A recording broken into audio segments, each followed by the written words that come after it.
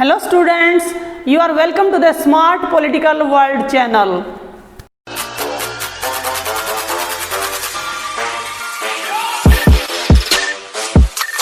Dear students, आज समकालीन विश्व राजनीति के शीत युद्ध के टॉपिक में इसके पार्ट 2 में हम चर्चा करेंगे शीत युद्ध के मूल कारणों तथा दोनों महाशक्तियों के द्वारा एक दूसरे पर लगाए गए विभिन्न आरोपों संबंधी कारणों तथा शीत युद्ध के दायरे के संबंध में तथा साथ ही साथ शीत युद्ध के दायरे का अर्थ भी समझाएंगे।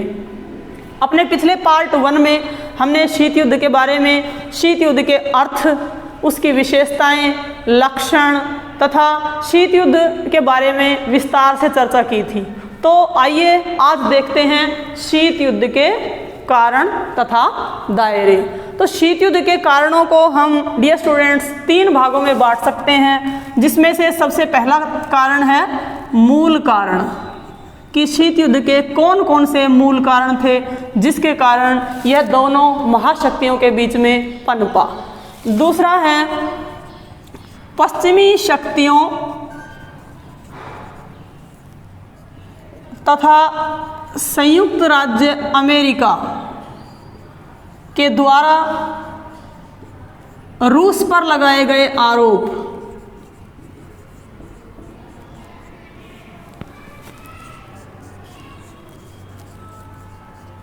तथा इसी तरह से जो तीसरा कारण है वह है सोवियत संघ रूस के द्वारा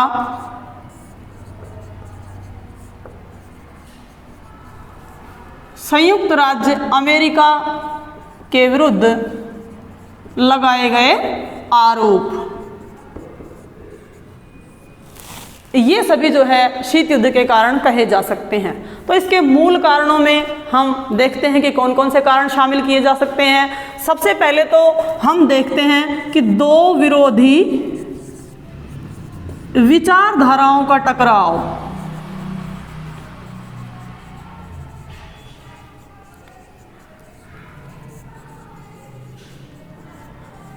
अगर वास्तव में देखें तो जो शीत युद्ध था वह दो महाशक्तियों के बीच में युद्ध न होकर के दो विरोधी विचारधाराओं के मध्य एक टकराव था।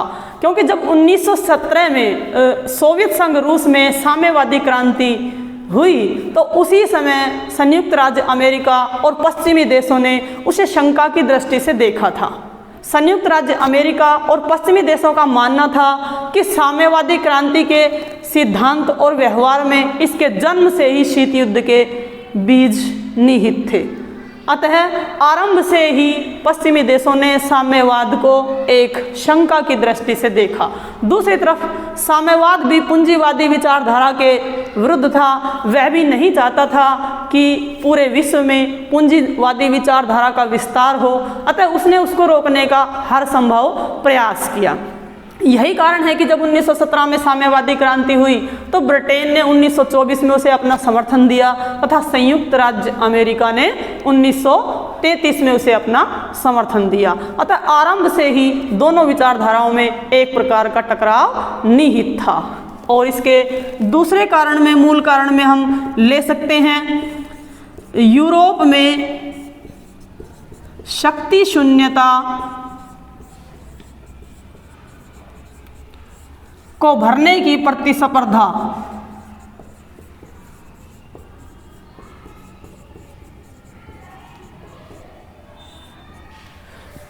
डियर स्टूडेंट्स, द्वितीय विश्व युद्ध के पश्चात जो साम्राज्यवादी ताकतें थी जैसे कि ब्रिटेन, फ्रांस, इटली, जर्मनी, इनकी विजय तो हुई लेकिन ये बहुत ही कमज़ोर पड़ गई थी। इनकी आर्थिक शक्ति बहुत क्षीण पड़ गई थी और अब ये इस स्थिति में नहीं रह गई थी कि पूरे विश्व पर अब ये साम्राज्यवाद की स्थापना या उपनिवेशवाद की स्थापना कर सके। ये अब कोई साम्राज्यवादी ताकतें नहीं बची थी।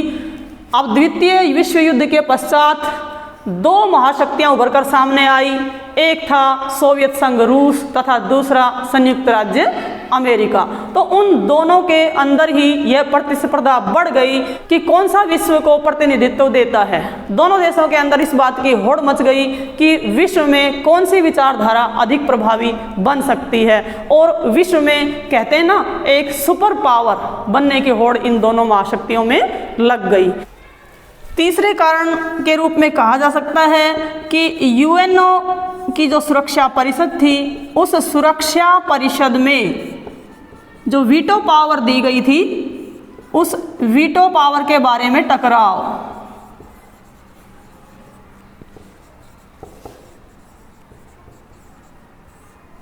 संयुक्त राज्य अमेरिका शुरू से ही संयुक्त राष्ट्र संघ को वीटो पावर देने के पक्ष में नहीं था। संयुक्त राज्य अमेरिका के साथ साथ फ्रांस, ब्रिटेन आदि देशों को भी वीटो पावर दी गई, और चीन के मामले में जो संयुक्त राज्य अमेरिका है वह जनवादी चीन को यह पावर देना नहीं चाहता था, बल्कि राष्ट्रवादी चीन को पावर देना चाहता था। लेकिन कुछ समय पश्चात वहाँ पर राष्ट्रवादी सरकार का पतन हो गया तथा माओ त्से-तुंग के नेतृत्व में क्रांति में उनके छापामार समर्थकों ने राष्ट्रवादी सरकार को चलता कर दिया तथा वहाँ पर जनवादी सत्ता की स्थापना हुई, और जो जनवादी सत्ता थी वह सोवियत संघ रूस की समर्थक थी।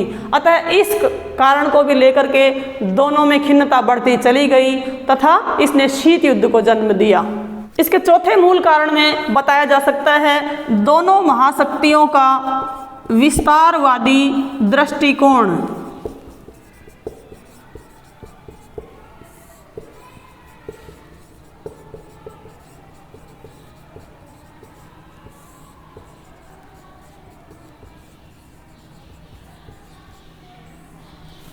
द्वितीय विश्व युद्ध की समाप्ति के पश्चात दोनों महाशक्तियां अपने अपने विस्तार को बढ़ाने में जुट गई थी, क्योंकि जो नव स्वतंत्र देश थे वो उनको अपने खेमे में मिलाने के लिए सैन्य गठबंधनों को सफल बनाने के लिए प्रयास करने लगे थे। अतः दोनों महाशक्तियां अपने अपने खेमे में विस्तार करना चाहती थी। अतः सोवियत संघ रूस ने पूर्वी यूरोप के देशों को तथा संयुक्त राज्य अमेरिका ने पश्चिमी यूरोप के देशों को अपने खेमे में शामिल करने की कोशिश की, और साथ ही साथ जो नव स्वतंत्रता प्राप्त राज्य थे जो कि एशिया, अफ्रीका और लैटिन अमेरिका आदि महाद्वीपों के देश थे, उनको भी इन्होंने अपने अपने खेमों में शामिल करने की कोशिश की। अतः दोनों महाशक्तियों में एक विस्तारवादी दृष्टिकोण ने जन्म लिया, जिससे इन दोनों में शीत युद्ध ने जन्म लिया। और इसके पांचवें पॉइंट में कहा जा सकता है दोनों महाशक्तियों के हितों में टकराव।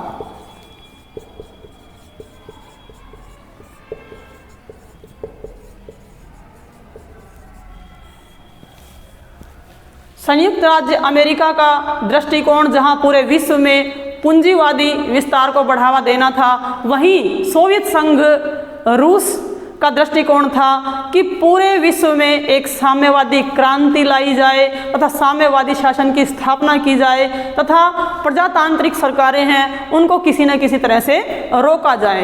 अतः एक तरह से ये दोनों महाशक्तियों के हितों में टकराव था, ये एक दूसरे के मार्ग में रुकावटें बनी हुई थी। अतः इन दोनों के बीच में एक शीत युद्ध का आरंभ हो गया कि किस तरह ये एक दूसरे के मार्ग में रुकावट बने और एक दूसरे के विस्तार को रोकें। अब इन मूल कारणों के साथ साथ ही हम देखेंगे कि पश्चिमी देशों ने अर्थात संयुक्त राज्य अमेरिका ने सोवियत संघ रूस पर क्या क्या आरोप लगाए।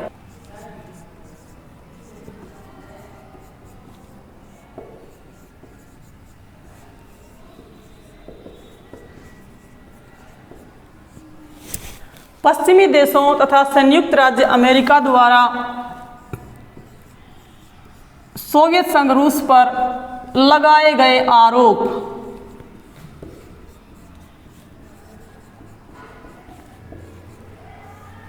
द्वितीय विश्व युद्ध के पश्चात संयुक्त राज्य अमेरिका और उसके साथी देशों ने संयुक्त सोवियत संघ रूस पर यह आरोप लगाया कि वो शीत युद्ध को बढ़ावा देने की कोशिश कर रहा है। यह आरोप लगाया कि वह उनके विरुद्ध चालें चल रहा है। तो ऐसे कौन कौन से कार्य थे जिससे इन दोनों के बीच में खिन्नता बढ़ती गई? तो सबसे पहला इसका कारण था याल्टा समझौते का उल्लंघन।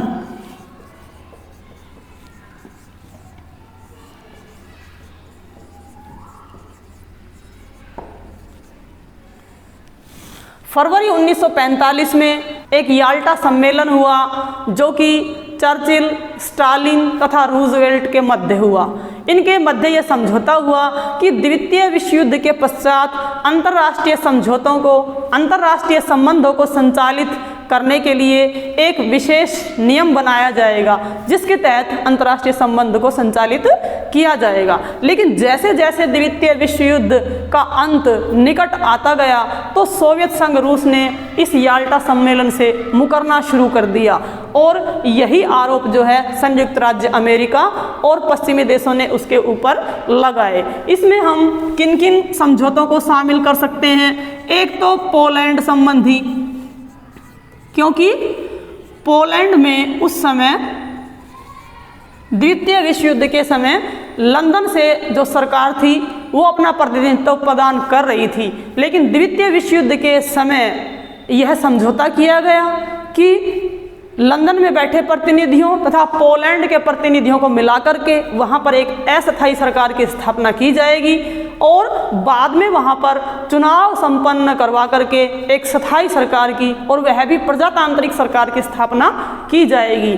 लेकिन रूस ने पोलैंड में अपनी समर्थक लुबनिन सरकार को समर्थन देना आरंभ कर दिया और जब द्वितीय विश्व युद्ध समाप्त हो गया तो सोवियत संघ रूस ने ब्रिटिश और अमेरिकन प्रतिनिधियों को पोलैंड में घुसने भी नहीं दिया। यही कारण है कि इस बात को लेकर के दोनों में दरार आ गई तथा द्वितीय विश्व युद्ध के समय जो देश आपस में साथी रहे थे अब उनके बीच में ही टकराव आरंभ हो गया, जिसके कारण एक शीत युद्ध ने जन्म लिया। और इसमें दूसरा कारण कहा जा सकता है कि हंगरी, बुल्गारिया, रोमानिया तथा चेकोस्लोवाकिया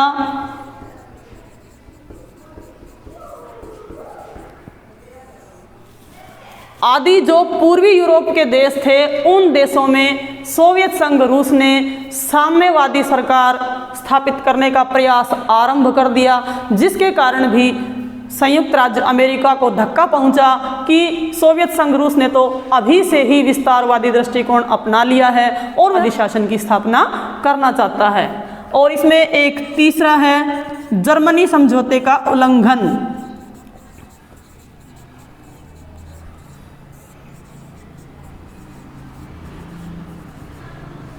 जर्मनी समझौते के उल्लंघन का भी पश्चिमी देशों तथा संयुक्त राज्य अमेरिका ने रूस के ऊपर उल्लंघन करने का आरोप लगाया है, क्योंकि रूस ने पूर्वी और पश्चिमी जर्मनी को एक नहीं होने दिया, जर्मनी को एक आर्थिक क्षेत्र मानने से इनकार कर दिया तथा पोलैंड में लुबनिन सरकार का समर्थन किया।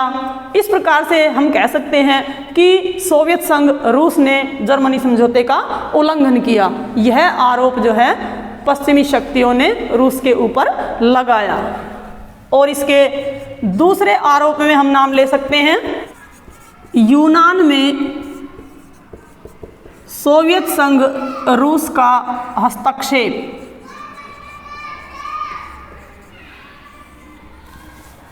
उन्नीस 1944 में वहाँ पर यूनान में ब्रिटिश आधिपत्य को स्वीकार कर लिया गया था, लेकिन जब 1945 में वहाँ पर चुनाव संपन्न हुए तो ऐसे में वहाँ पर राज्य सत्तावादी सरकार की विजय हुई, जबकि साम्यवादी सरकार को हार का मुंह देखना पड़ा। लेकिन जो साम्यवादी समर्थक थे उन्होंने राज्य सत्तावादियों के साथ एक गृह युद्ध छेड़ दिया और यूनान में यह गृह युद्ध शुरू हो गया। लेकिन ब्रिटेन द्वितीय विश्व युद्ध में इतना आर्थिक रूप से कमजोर हो चुका था कि अब वो इस स्थिति में नहीं था कि इतने लंबे समय तक वह गृह युद्ध में शामिल हो सके। हालांकि ब्रिटेन की सेनाएं यूनान के गृह युद्ध में लड़ रही थी, लेकिन एक लंबी लड़ाई चलने के पश्चात 1947 ईस्वी में ब्रिटेन ने अपनी सेनाओं को यूनान से वापस बुला लिया तो अमेरिका ने देखा कि अब यूनान में सोवियत हस्तक्षेप बढ़ता जा रहा था। ऐसे में संयुक्त राज्य अमेरिका भी चुप बैठने वाला नहीं था। संयुक्त राज्य अमेरिका ने अपनी विधानपालिका कांग्रेस को संबोधित करते हुए कहा कि कुछ सशस्त्र अल्पसंख्यक जो यूनान को गुलाम बनाने का प्रयास कर रहे हैं, अमेरिका इसके बारे में अपनी कुछ नीति बना सकता है तथा यूनान को उससे छुटकारा दिला सकता है। इस प्रकार संयुक्त राज्य अमेरिका ने सोवियत संघ रूस की साम्यवादी नीति को, उसके प्रसार को रोकने के लिए घेराबंदी आरंभ की और इस सिद्धांत को ट्रूमैन सिद्धांत के नाम से जानते हैं। कौन सा सिद्धांत? ट्रूमैन सिद्धांत के नाम से जानते हैं।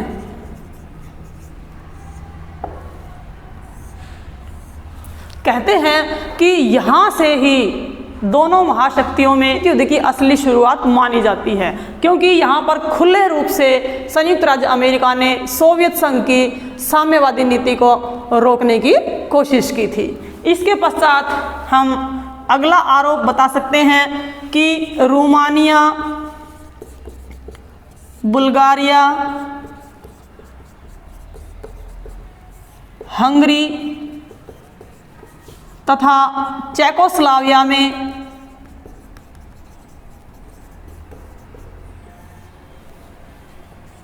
सोवियत विस्तार, क्योंकि जैसे ही द्वितीय विश्व युद्ध समाप्त हुआ तो ही सोवियत संघ रूस ने इन पूर्वी यूरोप के देशों में साम्यवादी शासन करने वाली सरकार साम्यवादी शासन की स्थापना करना आरंभ कर दिया था, जिसके कारण उसका रुतबा बढ़ता जा रहा था। वहीं दूसरी तरफ संयुक्त राज्य अमेरिका चाहता था कि विश्व में साम्यवादी जो विचारधारा है वह एक खतरनाक संकेत है, वह पूंजीवादी विस्तार को रोक देना चाहता है। अतः इस बात को लेकर के सोवियत संघ रूस के प्रति संयुक्त राज्य अमेरिका की जो शंका है वो बढ़ती चली गई।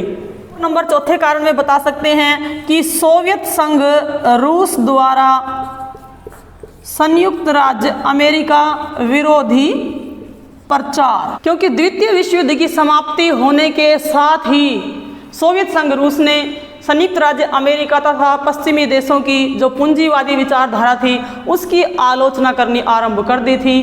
परिणाम स्वरूप जो संयुक्त राज्य अमेरिका है और उनके साथी देश हैं उनमें भी सोवियत संघ रूस के प्रति विरोध बढ़ता चला गया और शीत युद्ध भी पनपता चला गया।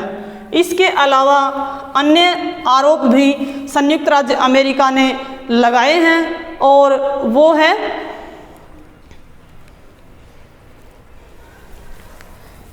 सोवियत संघ रूस का सुरक्षा परिषद में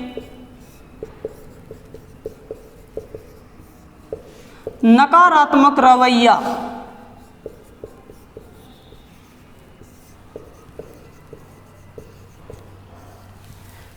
सुरक्षा परिषद में वीटो पावर को लेकर के पहले से ही दोनों महाशक्तियों में तालमेल नहीं था, लेकिन जिस तरह से सोवियत संघ रूस ने इस वीटो पावर का प्रयोग किया उससे संयुक्त राज्य अमेरिका को लगा कि सोवियत संघ रूस का उद्देश्य केवल उसके प्रस्तावों को निरस्त कराना है, क्योंकि 1961 तक सोवियत संघ रूस ने अपनी वीटो पावर का प्रयोग केवल एक बार किया था और वो भी अमेरिकी प्रस्ताव को गिराने के लिए, उसके विरोध में। अतः इस नकारात्मक रवैये के कारण भी शीत युद्ध इन दोनों के बीच में पैदा हुआ। और लास्ट कारण है जर्मनी समझौते का रूस द्वारा उल्लंघन।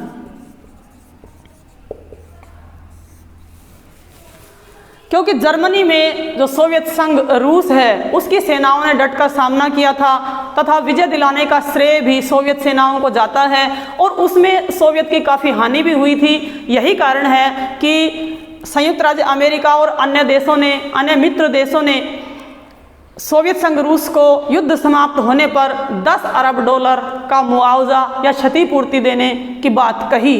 और एक सम्मेलन में अमेरिकी राष्ट्रपति ने इस बात को स्वीकार भी कर लिया था और उसके बावजूद भी सोवियत संघ रूस ने द्वितीय विश्व युद्ध के पश्चात जर्मनी के उद्योगों की जो मशीनें थी उनको अपने देश में सोवियत संघ रूस में स्थानांतरित करना शुरू कर दिया, जिससे ब्रिटेन, फ्रांस और संयुक्त राज्य अमेरिका खिन्न हो गए तथा उन्होंने देखा कि ये मित्र राष्ट्र जो हमारा साथी रह चुका है ये सरासर जर्मनी समझौते का उल्लंघन कर रहा है। अतः इस बात को लेकर भी दोनों देशों के बीच में शीत युद्ध तेज हो गया।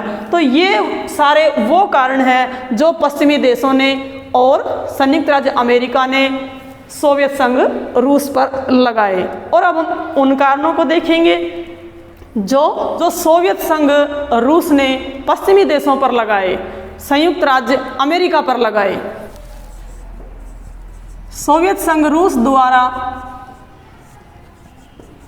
पश्चिमी देशों तथा संयुक्त राज्य अमेरिका पर लगाए गए आरोप, इन आरोपों में हम कौन कौन से आरोपों का जिक्र कर सकते हैं? तो देखिए, सबसे पहले तो जर्मनी के विरुद्ध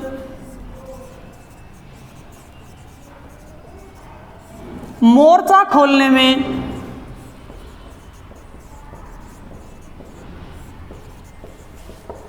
पश्चिमी देशों द्वारा देरी। सोवियत संघ रूस ने सबसे पहला आरोप तो यही लगाया क्योंकि जर्मनी में सोवियत सेनाएं सामना कर रही थी और उसको पूरा युद्ध का भी आर्थिक भार झेलना पड़ रहा था। अतः सोवियत संघ रूस ने अमेरिका और पश्चिमी देशों से बार बार ये निवेदन किया कि वो जर्मनी में एक दूसरा मोर्चा खोल दे ताकि जर्मनी को दो जगह लड़ना पड़े और इससे उसकी आर्थिक हानि भी अधिक से अधिक हो। लेकिन पश्चिमी देशों ने यह कहते हुए इनकार कर दिया कि अभी हम युद्ध की तैयारी में नहीं हैं। और जब उन्होंने मोर्चा खोला तो वह भी मध्य पूर्व की तरफ से खोला, ना कि पश्चिम की तरफ से। इस प्रकार इस बात को लेकर के सोवियत संघ रूस खिन्न हो गया और वो समझने लगा कि पश्चिमी देश चाहते हैं कि इस युद्ध में सोवियत संघ रूस का अधिक से अधिक आर्थिक नुकसान हो ताकि वह द्वितीय विश्व युद्ध के पश्चात एक शक्ति के रूप में न उभर सके। तो रूस को यह समझते देर नहीं लगी कि पश्चिमी ताकतों का उद्देश्य केवल रूस के साम्यवादी विस्तार को रोकना है। तो इस बात को लेकर के दोनों देशों में जो शीत युद्ध है वह बहुत तेज हो गया। इसके दूसरे कारण में लैंड लीज कानून की समाप्ति।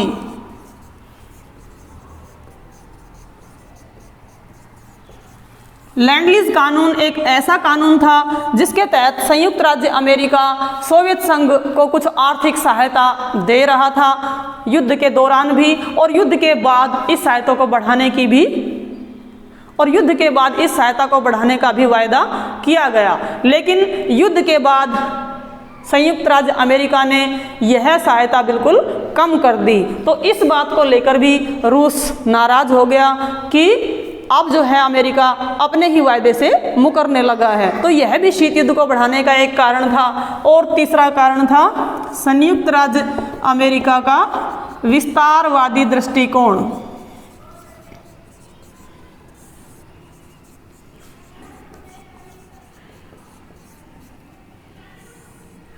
द्वितीय विश्व युद्ध में जो देश हार गए थे उन देशों पर भी कौन सी विचारधारा थोपी जाए, इस बात को लेकर भी दोनों देशों में टकराव था, दोनों के हितों में टकराव था। दोनों अपनी अपनी विचारधारा को विस्तार देना चाहते थे, उन्हें अपने अपने खेमे में शामिल करना चाहते थे। तो टर्की, ईरान, यूनान आदि देशों में किस प्रकार की सरकार की स्थापना की जाए, इस बात को लेकर भी ये दोनों सजग थे। अतः जो संयुक्त राज्य अमेरिका है उन्होंने इन देशों में अपनी विचारधारा को बढ़ाने का प्रयास किया और साथ ही साथ जो पश्चिमी यूरोप के अन्य देश थे उनको भी अपने खेमे में जोड़ने का और नव स्वतंत्रता प्राप्त देशों को भी अपने गठबंधनों में शामिल करने का प्रयास अमेरिका ने तेज कर दिया। तो इससे भी सोवियत संघ रूस खफा था और ये कहीं ना कहीं शीत युद्ध की आग में घी का काम कर रहा था। इसके अलावा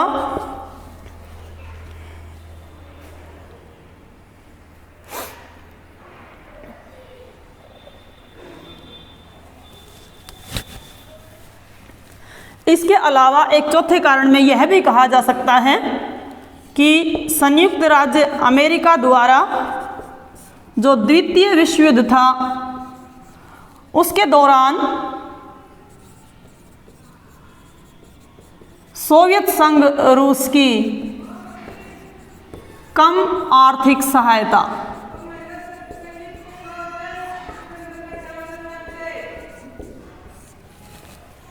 द्वितीय विश्व युद्ध के दौरान अमेरिका की तरफ से यह कहा गया संयुक्त राज्य अमेरिका को सोवियत संघ रूस की आर्थिक रूप से मदद करनी थी, लेकिन युद्ध के दौरान यह देखा गया कि अमेरिका ने इस सहायता में कमी कर दी और जितनी सहायता करने का वचन दिया गया था उसका मात्र 4% ही अमेरिका ने रूस को हेल्प किया, जिसके कारण रूस खिन्न हो गया और उसको ये समझ में आने लगा कि कहीं ना कहीं संयुक्त राज्य अमेरिका उसको उभरते हुए देखना नहीं चाहता है और उसे रोकना चाहता है। तो यह भी शीत युद्ध का एक कारण बना। पांचवें कारण में कहा जा सकता है पश्चिमी देशों द्वारा सोवियत संघ रूस विरोधी प्रचार।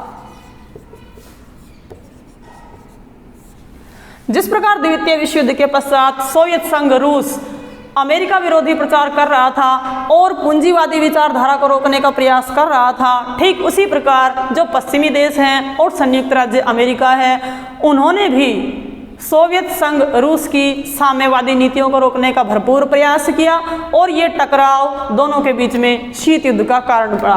और इसमें एक जो लास्ट आरोप है वो भी शीत युद्ध का एक पूर्ण कारण माना जाता है, वो है अणु बम पर संयुक्त राज्य अमेरिका की गोपनीयता।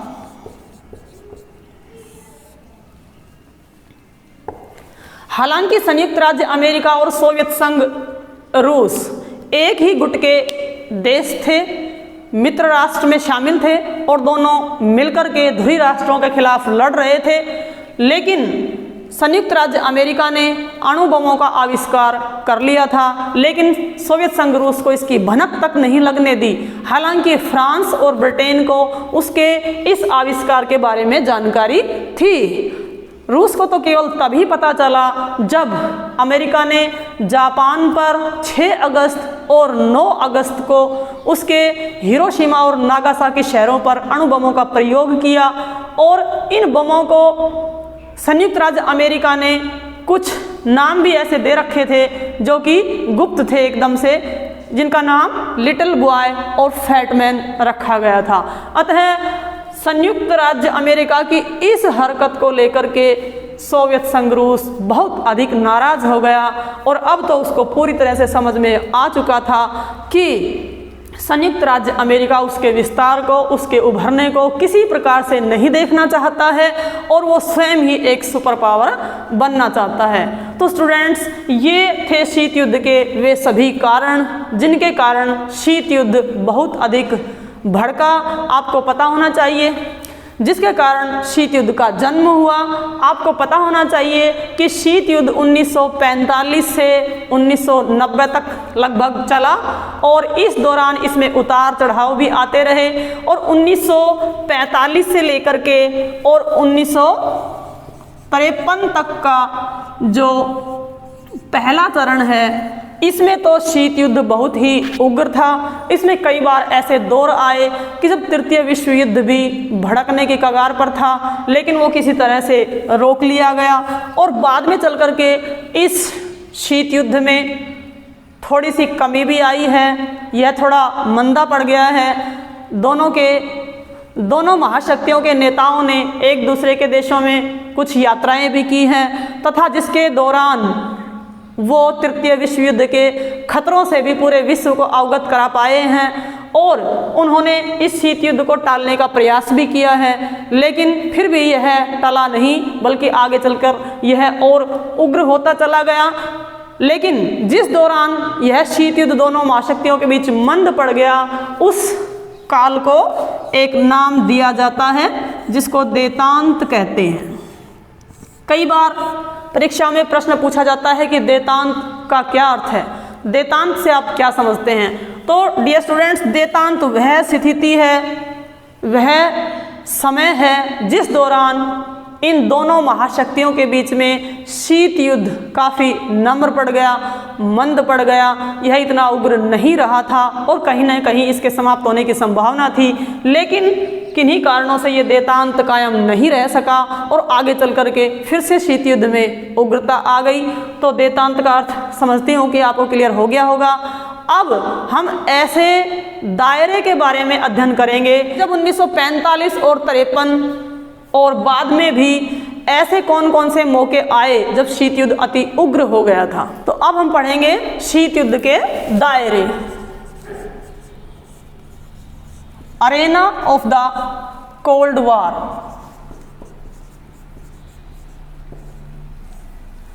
शीत युद्ध के दायरे पढ़ने से पहले हमें सबसे पहले इसका अर्थ पता होना चाहिए। इसका क्या अर्थ है? इसका अर्थ है ऐसे क्षेत्र या कह सकते हैं ऐसे अवसर जब शीत युद्ध बहुत अधिक उग्र हो गया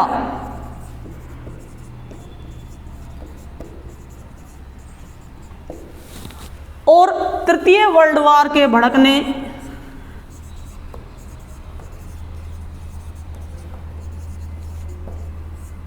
की आशंका हुई।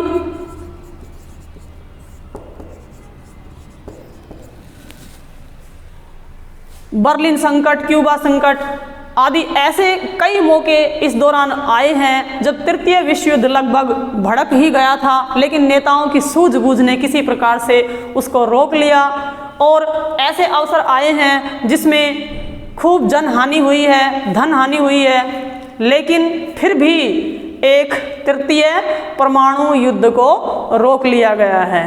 क्योंकि अब जो तृतीय विश्व युद्ध होता उसके इतने भयंकर परिणाम होते, क्योंकि अब परमाणु हथियारों के साथ साथ हाइड्रोजन बमों का भी आविष्कार कर लिया गया था। तो किसी भी तरह से अब जो ये युद्ध है ये विश्व के हक में नहीं था, विश्व के पक्ष में नहीं था, पूर्णतः विश्व को नष्ट कर सकता था तृतीय विश्व युद्ध।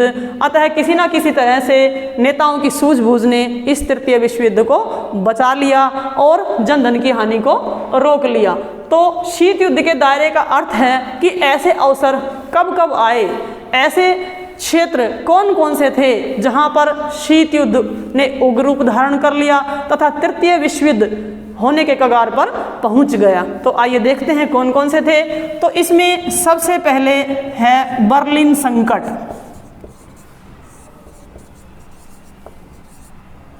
द्वितीय विश्व युद्ध के पश्चात जैसा कि सबको पता है कि जो जर्मनी थी, जर्मनी की पराजय हुई थी और जर्मनी को चारों महाशक्तियों ने अपने अंदर बांट लिया था। उसके जो पश्चिमी क्षेत्र था उस पश्चिमी भाग पर संयुक्त राज्य अमेरिका, ब्रिटेन तथा फ्रांस का आधिपत्य स्थापित हो गया था तथा जो पूर्वी भाग था उस पर सोवियत संघ, रूस का आधिपत्य था। और साथ ही साथ जो राजधानी बर्लिन थी उसका भी इसी प्रकार से बंटवारा किया जाना था। लेकिन बाद में जब वहाँ पर इलेक्शन होते तो बर्लिन में एक प्रजातांत्रिक सरकार की स्थापना की जानी थी। लेकिन बर्लिन पर जो है 1948 में, जून 1948 में सोवियत संघ रूस ने बर्लिन की नाकेबंदी की।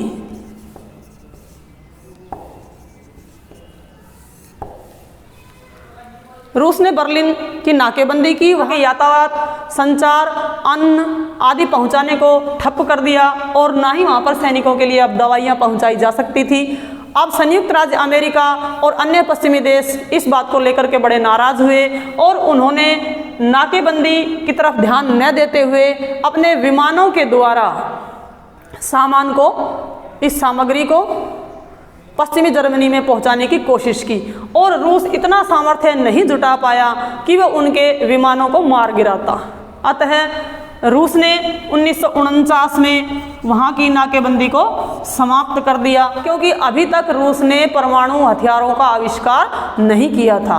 अब रूस सोचने लगा था कि अगर उसने अब इसको ज़्यादा बढ़ावा दिया तो परमाणु हमला होने की आशंका थी। अतः उसने इसकी नाकेबंदी को 1949 में उठा लिया। और दायरे के रूप में दूसरा पॉइंट कहा जा सकता है कोरिया संकट।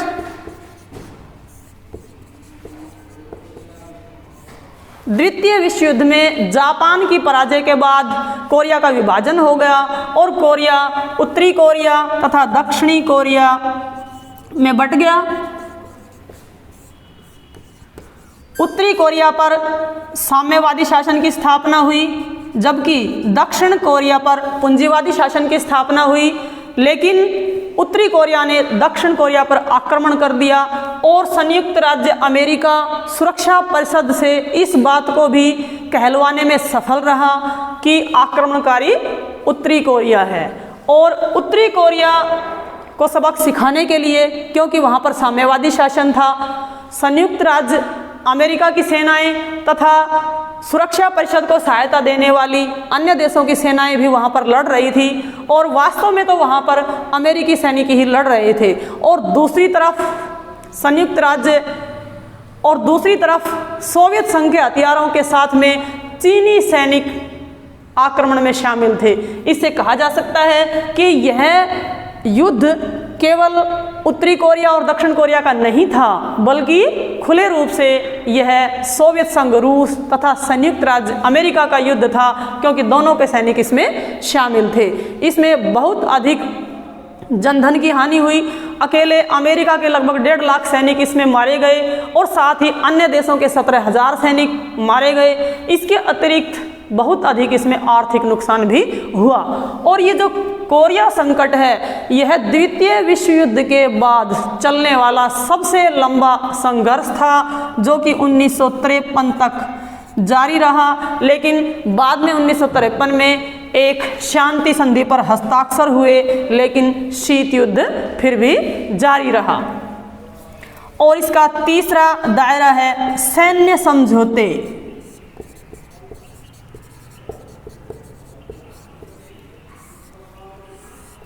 जैसा कि हमें पता है कि दोनों महाशक्तियां अपनी अपनी विचारधारा को विस्तार देने में लगी थी तथा इन दोनों का विस्तारवादी दृष्टिकोण था।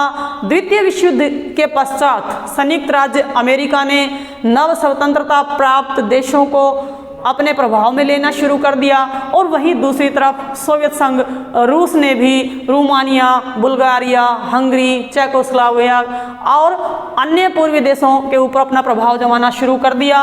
और इतने से ही इन दोनों ने सब्र नहीं किया, बल्कि इन्होंने सैन्य गठबंधन भी बनाने आरंभ कर दिए। सबसे पहले संयुक्त राज्य अमेरिका ने 1949 में नाटो संधि की, जो कि एक सैन्य संधि थी, नॉर्थ अटलांटिक ट्रीटी ऑर्गेनाइजेशन। आरंभ में इसमें 12 देश शामिल थे, लेकिन बाद में इस समय इसमें सदस्य देशों की संख्या 29 हो गई है, जब मोंटेनेग्रो नामक देश ने भी इसकी सदस्यता हासिल कर ली है। और नाटो सैन्य संगठन का क्या उद्देश्य था कि एक देश के ऊपर आक्रमण सभी देशों के ऊपर आक्रमण समझा जाएगा और इसमें शामिल सभी देशों की सेनाएं संयुक्त रूप से उसका मुकाबला करेंगी।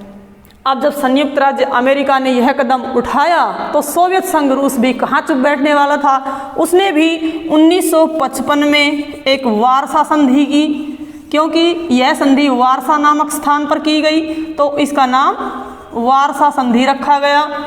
और इसके अंतर्गत पूर्वी यूरोप के देशों को शामिल किया गया। तो इस प्रकार से इसके नाटो के प्रत्युत्तर में सोवियत संघ रूस ने 1955 में वारसा पैक्ट की स्थापना की, वारसा संधि की स्थापना की।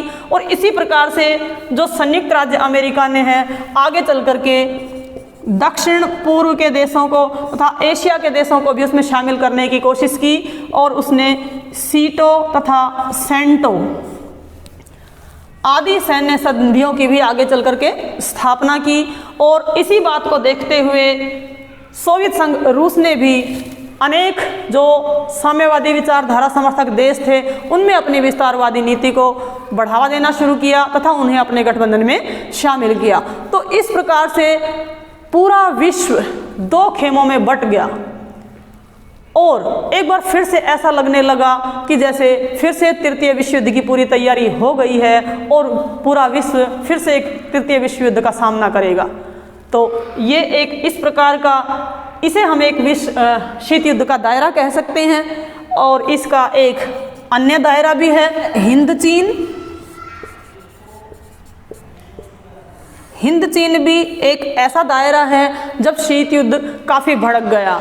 लाओस, कंबोडिया और वियतनाम आदि देशों पर फ्रांस का आधिपत्य था। इनकी सेनाएं फ्रांस के विरुद्ध लड़ रही थी। संयुक्त राज्य अमेरिका ने फ्रांस का पक्ष लिया, जबकि हिंद चीन का पक्ष सोवियत संघ रूस ने लिया।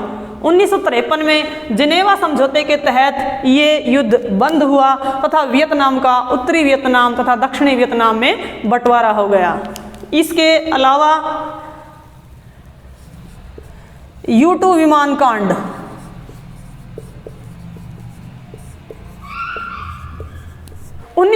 में सोवियत संघ रूस में ख्रुश्चेव शासन की स्थापना हुई थी और जो एक शांतिपूर्ण सह अस्तित्व की नीति के समर्थक थे, और उन्होंने संयुक्त राज्य अमेरिका की यात्रा भी की। बदले में उन्होंने ये आशा की कि संयुक्त राज्य अमेरिका के राष्ट्रपति भी उनके देश की यात्रा करेंगे।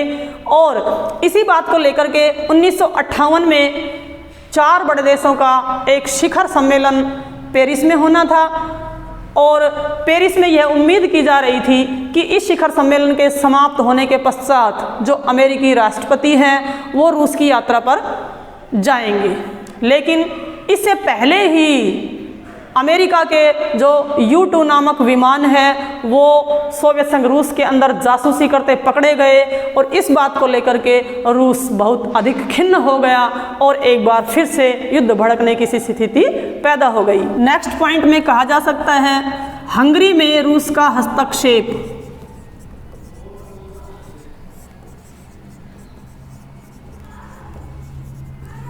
सोवियत संघ रूस ने हंगरी में हस्तक्षेप किया, जिसका संयुक्त राज्य अमेरिका ने तथा अन्य पश्चिमी देशों ने बहुत अधिक विरोध किया एवं आलोचना की। तो ये भी शीत युद्ध को बढ़ाने का एक कारण बना।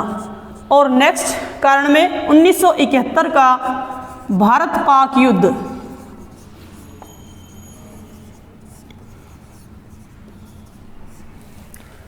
उन्नीस सौ 1971 में जो पूर्वी पाकिस्तान के लोग थे वह पश्चिमी पाकिस्तान से स्वतंत्र होना चाहते थे, और वो भारत से इस बात के लिए अपील कर रहे थे कि भारत किसी तरह से उनकी सहायता करे। लेकिन अमेरिका ने भारत को धमकी दी कि अगर भारत ने सहायता अगर की तो वह उसके ऊपर आक्रमण कर देगा। और केवल इतना ही नहीं, संयुक्त राज्य अमेरिका ने अपना जंगी बेड़ा ला करके अरब की खाड़ी में खड़ा कर दिया। लेकिन रूस ने फिर भारत का साथ दिया, और रूस ने भी अमेरिका के जंगी बेड़े के पीछे पीछे अपना बेड़ा ला करके खड़ा कर दिया, और उसने कहा कि यदि संयुक्त राज्य अमेरिका पाकिस्तान का पक्ष लेगा तो जो सोवियत संघ रूस है वह भारत का पक्ष लेगा। परिणाम स्वरूप अमेरिका को चुप रहना पड़ा, और इस प्रकार से 1971 में भारत पाक युद्ध के समय बांग्लादेश की स्थापना हुई। नेक्स्ट दायरा है संयुक्त राज्य अमेरिका की मध्य पूर्व नीति।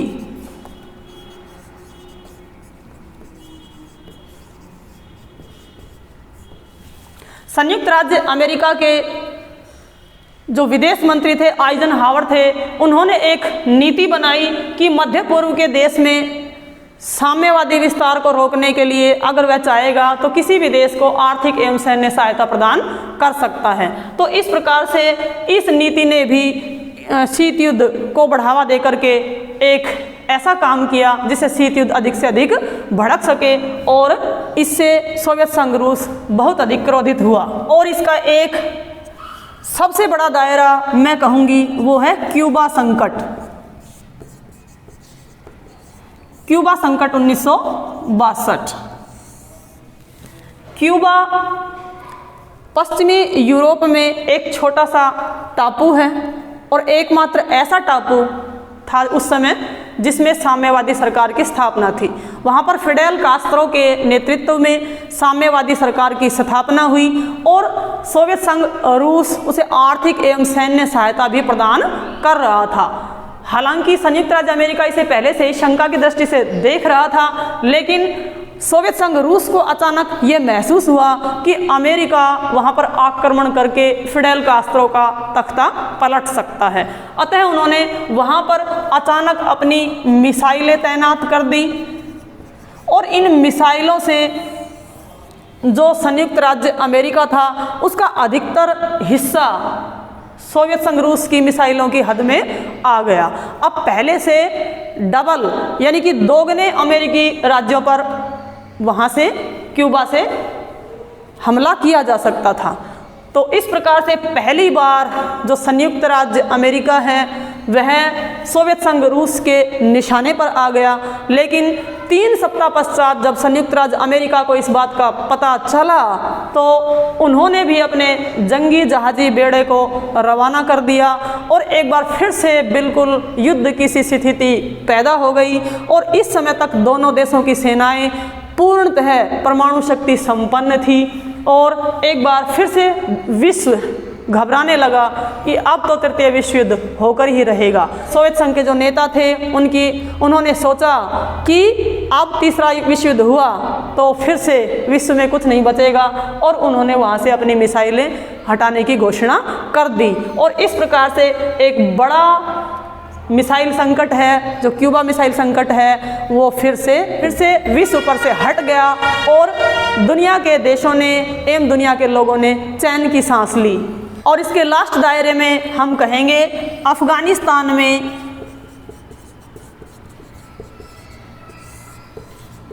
सोवियत हस्तक्षेप।